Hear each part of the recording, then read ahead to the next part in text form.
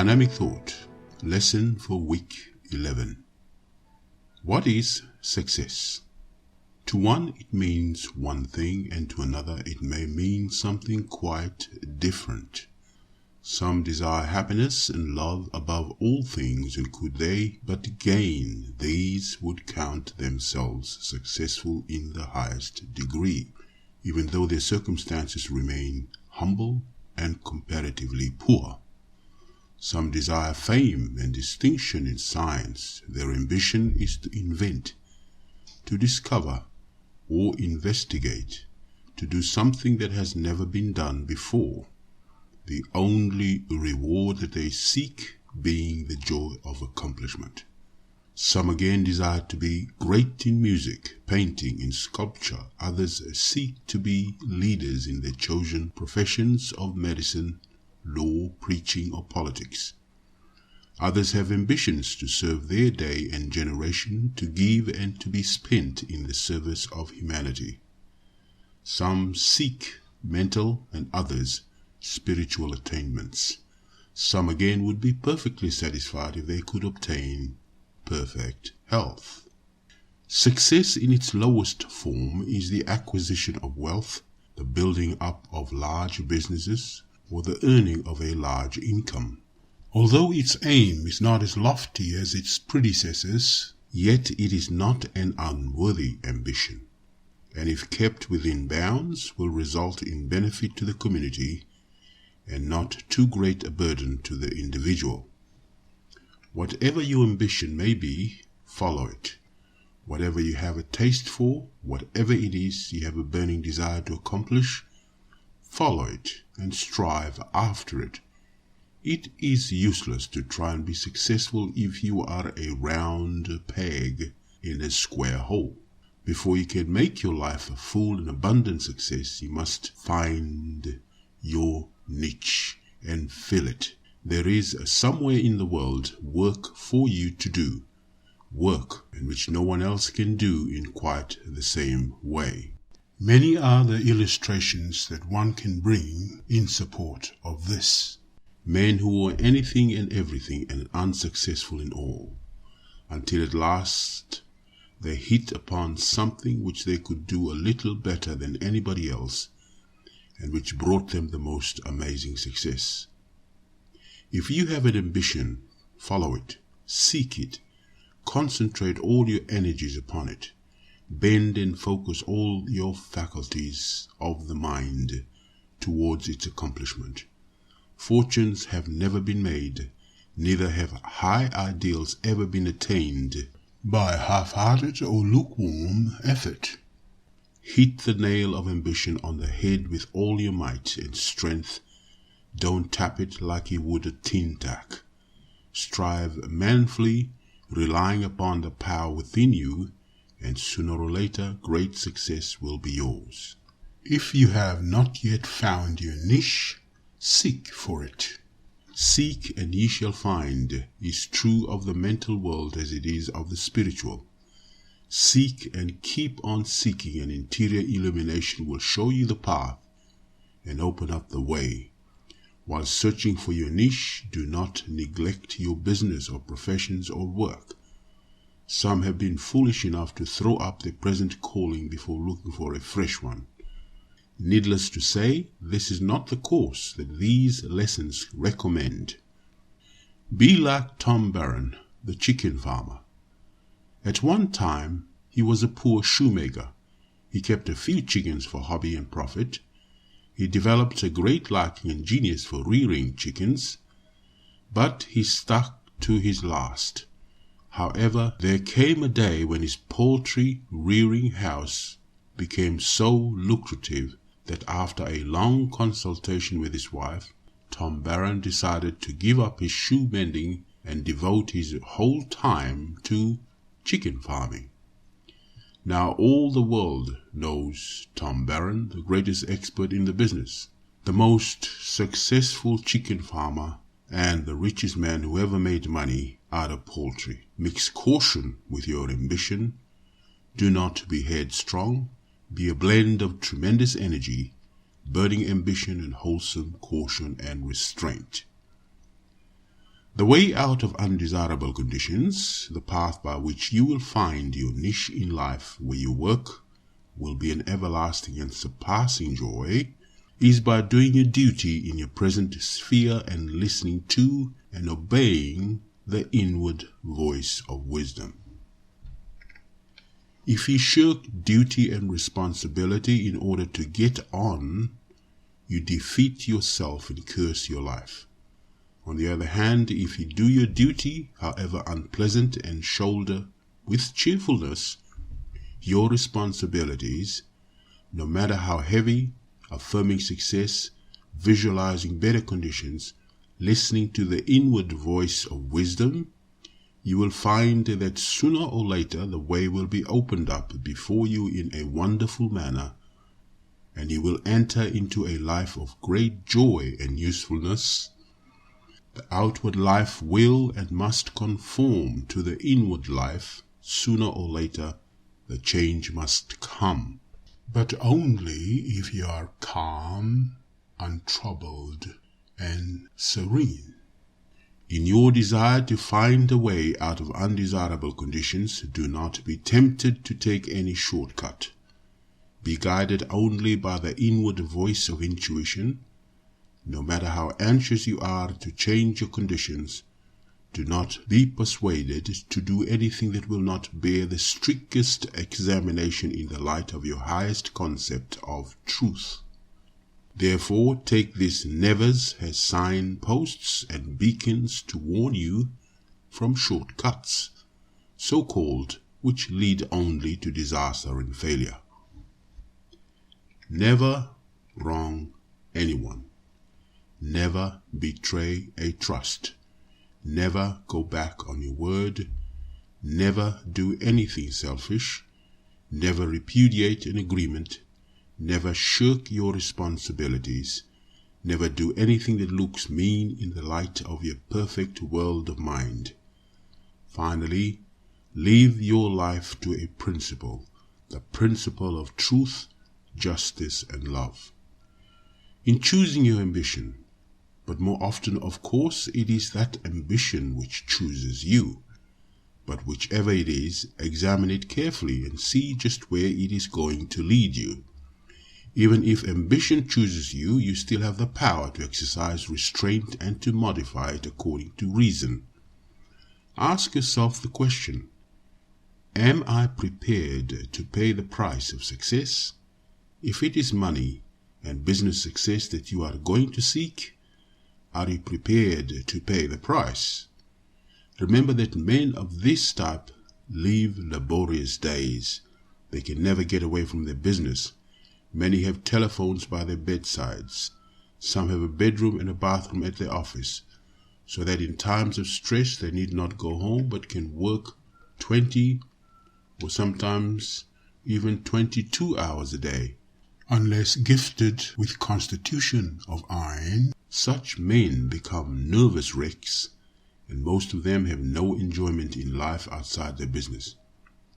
Their wealth is of no use to them. In order to keep fit, they have to live on the most simple fare, and as regards work and recreation, a navy or a convict has an easier and congenial time in comparison. The only joy is the joy of accomplishment, the glow of satisfaction at having achieved. Are you prepared to pay the price that such success demands? If you are, go forward, and if you really believe you can succeed, and have built up your mental powers and character on the lines laid down in these lessons, you must succeed. Do not blame me, however, if you find wealth and success of this type rather a burden. The only satisfaction to be got out of it is the satisfaction of having built up a big business. I speak from experience. I went in for this type of success and in 3 years created out of nothing one of the largest businesses of its kind in the United States. But whereas when I had lived in a very small house and had to economize on a very tiny income, I had been very happy. When I became passing rich, the owner of a big business, and could keep 1 or 2 motor cars and other things to match, I certainly was not as happy. I would have been happier if I had modified my ambition and had been satisfied with a smaller business, a less generous income, and had had in consequence more leisure and opportunity for self-improvement. To all who are starting out on the road to success, I offer this advice. Think well before you start, because once you have started, you cannot turn back. Even if after a time you find that you have made a mistake, you must keep on, because to chop and change your mental image about is to court disaster and to bring confusion into your life. When once you have put your hand to the plow, you must never look back. Therefore, before starting, make sure that you are starting on the right road. After all, the satisfying of a great ambition is not the best thing in life. If you will sacrifice part of your ambition and thus live a more normal and well-balanced life, your life will, in its broad sense, be more successful than if you sacrifice everything to the accomplishment of your desires. One can become a millionaire and be but a poor shriveled soul in other respects. Far better it is, and I speak from experience, to aim for a broader ideal, to aspire to prosperity rather than great wealth, to desire health and happiness and peace of mind rather than to sacrifice these things at the altar of ambition. Far better it is to build up character than a great business, to develop an insight into nature's beauties than to own $1 million. It is far better to enjoy good health, refreshing sleep, and a splendid appetite than to own a kingdom and at the same time suffer from nerves and dyspepsia. But whatever your ambition may be, once you have started, stick to it. Do not change until your object is achieved. If you choose wealth, continue to pursue it. If greatness, concentrate all your powers in winning it. Affirm its accomplishment. Visualize yourself having achieved the object of your endeavors. If you will do this, success will be yours. To change about is fatal. Success is largely a matter of concentration. It is equally dependent upon staying power. Having settled upon your ambition, concentrate upon it. Let nothing turn you aside. Having mapped out your path, pursue it. No matter what opposition or difficulty you may encounter, go straight on.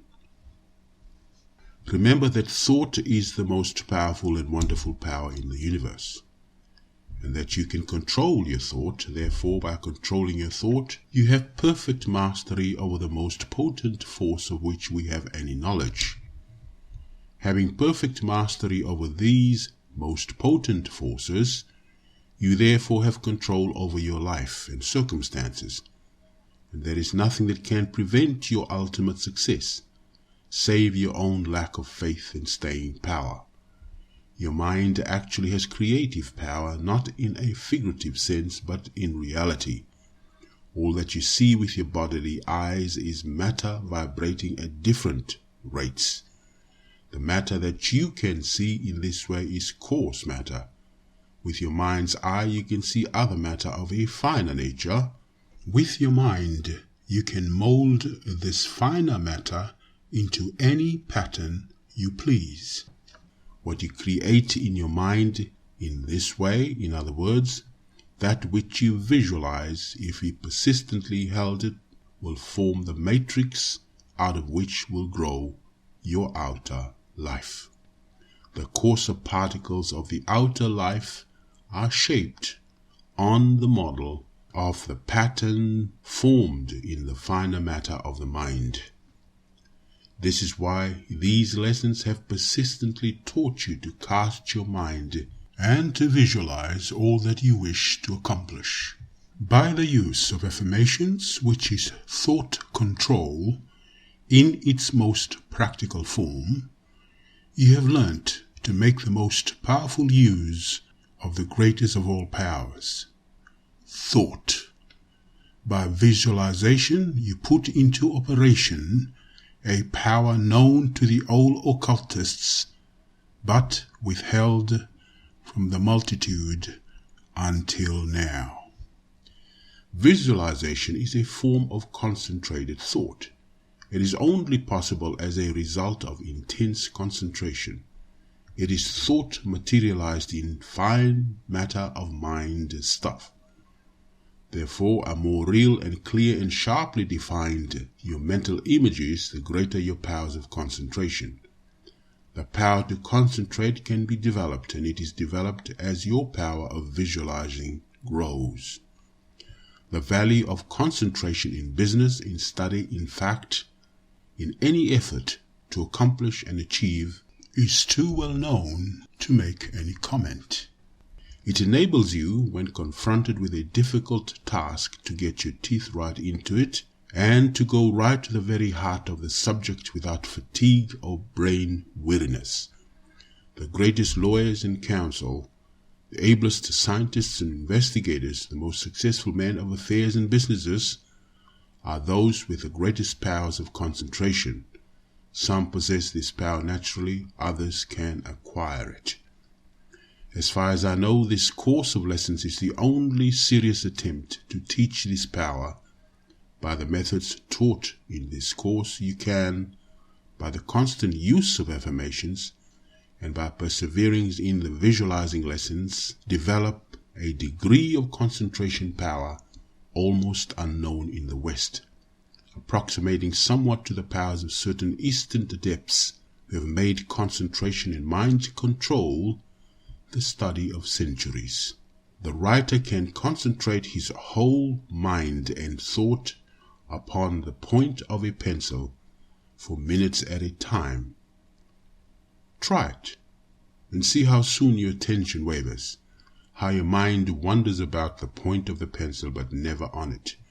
You think of other things, such as concentration or being determined to think of nothing, but the point, the mind wanders off into 101 things and has to be brought back again and again by an effort of the will. Finally, you give it up and acknowledge that it is a very difficult thing to do. When you can concentrate your whole mind and thought on the point of a needle for 1 minute, you will be able to accomplish anything to which you give your attention. You will have the power to take up a subject, examine it, decide upon it, and then to dismiss the matter entirely from your mind. Can you estimate this power at its proper value? Instead of lying awake all night worrying over a business problem, you dismiss it from your mind and have a good night's rest, and arise in the morning with a fresh outlook and energy and strength, and with your problem solved. All your powers of concentration must be focused on the achievement of your ambition. A clear and well-defined image of what you intend to accomplish must be constantly held in the mind and never changed until the object aimed at is achieved. Visualize and affirm success, denying evil and failure, constantly and perseveringly. This is the path to success. Remember that success is not only a matter of concentration, it is also a question of staying power. How many a promising career have been ruined by a lack of perseverance and stickability? In businesses and in other competitive walks of life, it is frequently the one with the longest win who wins. The brilliant, the clever, the ones with every advantage, drop out by the way and leave the field clear for the plodder and sticker. Therefore, hold the thought, I am success, constantly in your mind. Let it cover all your action, inspire all your deeds. Hold the perfect image of your success as a clear picture in your mind. Persevere and hang on, and grow not weary in well-doing. Then whatever it is that you are aiming for will be accomplished, Be assured of this. And again, I speak from experience. Not only with your vision of success be accomplished, but it will be exceeded beyond your wildest dreams. March on. Your ultimate success is as certain as the rising and setting of the sun, as sure as the tides of the eternal sea. Make your own denials and affirmations now and henceforth, and use them as difficulties arise. Do not try to do anything without consulting your inner self, and thus bringing your inward power to action. If you feel gloomy, affirm that you are bright and cheerful. Then will your gloom be chased away like mist before the morning sun. If you feel tired, affirm that you are fresh and vigorous and free from fatigue. Then act accordingly, and you will find that your lethargy has flown away. If you are careworn, raise yourself mentally above the petty things of life, and you will find yourself dwelling on a plane where worry and care cannot exist. If you need guidance in the face of difficulty, when the finite mind of the senses is perplexed and at the limit of its resources, then retire to yourself and receive wisdom and guidance from the great within. Put the matter that is perplexing you out of your mind and dismiss every thought as it comes, until at last the mind is entirely free from thought, until it is a complete blank. When you have done this, you have separated yourself entirely from the world and the life of the senses, and you are in touch with the infinite mind of the universe. Then will the answer come, in the still small voice which is in every man, if he would but know it and listen for it. Whatever the answer is, act upon it, for it is the divinest wisdom. Another method is to raise oneself mentally above the fret and fever of life, and deny evil and affirm the infinite good until you get a clear concept of your perfect world of mind. The worry or perplexity will follow you even there, but when it does, deny its existence and affirm perfect peace, perfect wisdom, perfect knowledge, perfect understanding. Affirm that man is a perfect mental creature, one with the infinite mind, and therefore, in his highest self, can never be perplexed or troubled by the trivial things of material life. Again and again the worry will come, but if you will each time deny it and affirm your perfect higher self, the possessor of all wisdom and knowledge and understanding, the thought will get weaker and weaker until it is killed altogether. Now contemplate the wonders and delights of the perfect world of mind for a time. After that, turn immediately to and occupy the mind with some other matter. The answer will come, the problem will be solved, and the way will be opened before you in a wonderful manner. Another way is as follows. Just as you are going to sleep, after conquering the worry thought and arising superior to it in your perfect world of mind, simply hold the problem in your mind in an expectant way, believing and affirming that in the morning the problem will be solved. When the morning arrives, you will find on awaking the solution of your perplexity, or it will come to you as you are getting up. No matter which method you use, be sure and act upon this voice of intuition, for it is the divinest wisdom. When you get back to the hurly-burly of life, the answer will seem silly and foolish and impractical. Do not be deceived. Act only upon the message which came from the silence. Do this, and you will find that you have listened to the voice of highest wisdom. For a visualizing exercise, imagine that you have received a momentous letter from overseas. Trace its journey back to the beginning. First, the postman, the local sorting office, the mail train, the general post office of the large city, the mail train from the coast, the mail-carrying steamship, the journey across the sea, the journey from foreign port by rail to your friend's home, then see your friend sealing the letter, then see him writing it. Now look into your friend's mind and see the thought that inspired the letter. Meditation. I am success. By constant and eternal vigilance, I kill by means of denials every thought of fear, of failure, of poverty, of lack, and replace them by affirmations of success, prosperity, and achievement. I think only of positive things, states, and emotions, and never of negative. My mind is being constantly lifted up into a higher realm where I receive inspirations and strength. My inner mind is one with the universal mind. Therefore, I draw upon the inexhaustible strength, energy, and wisdom of the infinite.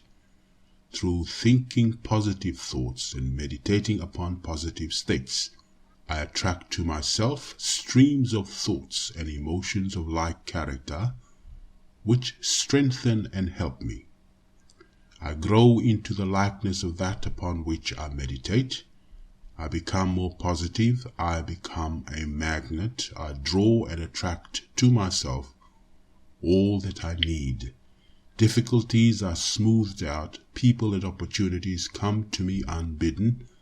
The way is made clear before me, and all things work together for my good. My services to the world have become increasingly valuable. I get a greater and deeper insight into my work. I am inspired in such a way that I can do better work and more work and greater work than ever before. Therefore, I can see in my mind's eye all desirable things coming to me. All are seeking me instead of my seeking them. Friends, wealth, position, power, all are coming to me. I am a magnet. I am success. Appendix. All the good things that there is in memory training systems can be summed up in a few words. The reason some people cannot remember is because they do not pay sufficient attention. The great thing to do is to observe and pay attention, to mentally impress upon your mind those which you ought to remember. A table knife lying on the table to one person would be a knife and nothing more. If pressed for a description, he might be able to say that it was either a dinner knife or a cheese knife, but that would be all. A more observant person would be able to tell us that the knife was made in Sheffield, and give us the name of the maker, that the blade was a Firth's stainless steel, that the handle was real ivory, and the tag of the knife went right through to the other end of the handle. A primrose, to one, may be a mere yellow flower.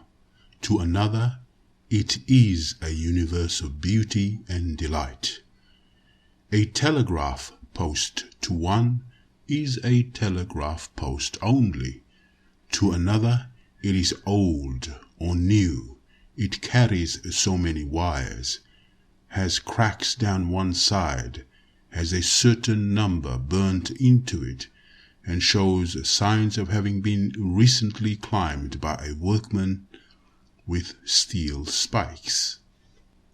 Two persons may be so alike that they frequently get mistaken the one for the other. Yet if you examine them carefully, you will see so many points of difference you wonder why you ever thought they were alike. Their teeth are different, their ears are very dissimilar, the eyes of one are much wider apart, the hands too will show differences, the nails being of a different shape, and in many other points one can find marked differences. In order to improve one's memory, one must learn to observe, to pay more attention, to examine more minutely, and to consciously impress matters that one wishes to remember upon one's mind. To visualize whatever you desire to remember is to impress it upon your mind forever. Not only should you learn to take more notice, to pay more attention, to observe more closely, but you should also memorize something during the day, and just as you are falling asleep at night, recall what you have learnt, and after repeating it over, tell your subliminal mind that you will never forget it, and you never will. This is the direct, natural way of remembering, and is far better than any method which employs the law of association. If you follow these instructions, increasing the amount memorized each day, you will develop a memory above the average. Number 1, look within for power. Man has in his subliminal mind transcendental faculties. To you has been given the knowledge that has put you in touch with the great within. This is the key to all wisdom, knowledge, truth, understanding, achievement, and power. It unlocks for you the treasure house of the universe, opens up to you the wisdom of the ages. It links you to the power house of the infinite. If you are perplexed, look within, and light and leading will come, for you are one with and form a part of the great universal mind. Have you a great task to perform? Look within, and you will find all the strength, energy, and perseverance and ability that you require. No matter what you need, you will find within you every quality necessary for your success. 2. Look up. 2 men looked through the prison bars. The one saw mud, the other stars. Alas, that the majority of men see only mud, whereas they might, by looking up, see stars. It has been my aim to get you to look up and to keep looking up. Now let my closing words be, look up. Hold ever before you a vision of infinite perfection, and in the radiance of that vision you will find health, happiness, true success, and lasting satisfaction. With every good wish for your continual unfoldment and the greater realization of the power that is within you. And this ends week 11.